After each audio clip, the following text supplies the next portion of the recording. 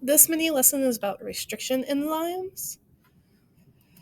So, restriction enzymes are bacterial enzymes that go in and cut DNA molecules only at specific sites. These restriction sites, as they're called, are specific sequences that are usually palindromes. So, they are the same forward as in backwards, like words race car, taco cat, Hannah, and so on.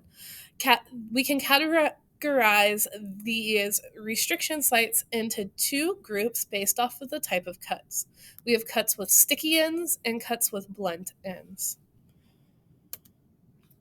Oops, I hit too many. There you go. So we can see here the restriction site palindrome is GAATTC. The one right backwards, CTTAAG.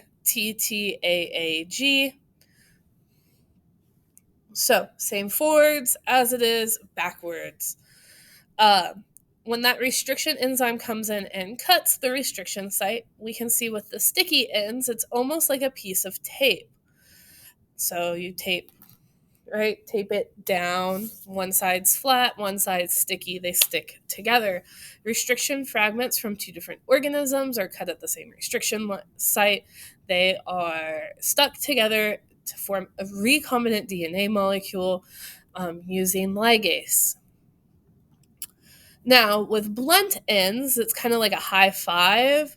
The restriction enzymes cut with a blunt chop straight down the middle, like cutting a piece of fruit, and then ligase comes together and joins the ends on the blunt side.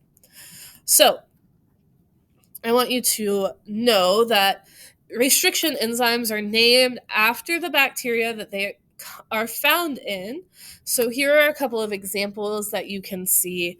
So, we've got Eco R2, which comes from E. coli R245.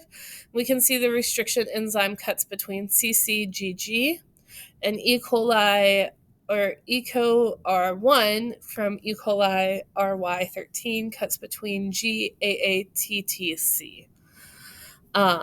We've got a couple of other ones. It's not important to know these names. I just want you to know that they're named off the bacteria they come from.